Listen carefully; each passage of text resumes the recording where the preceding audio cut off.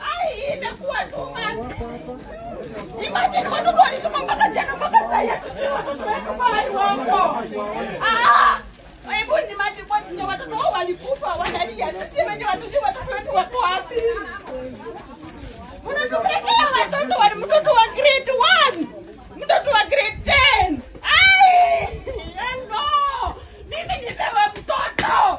Kama amejalisoma kama hakusoma nipewe mtoto. I can't. Mimi hapana. Mimi nipewe mtoto wangu. Mimi nipewe mtoto. Mimi nipewe mtoto wangu. Mtoto wa grade 10 ana mpaka suruali.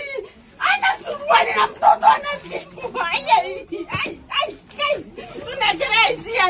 Tunagereziana. Ukikifika kuma ile kinyana isimu tulimuramenya nowe na mesha. Kutoka saa jana, saa 5 mpaka saa hii. Na sasa hivi tunatuambia watoto hawako hapa. Mtoto wa grade 10. Mtoto wa grade 10. Kai, mtitoniziana.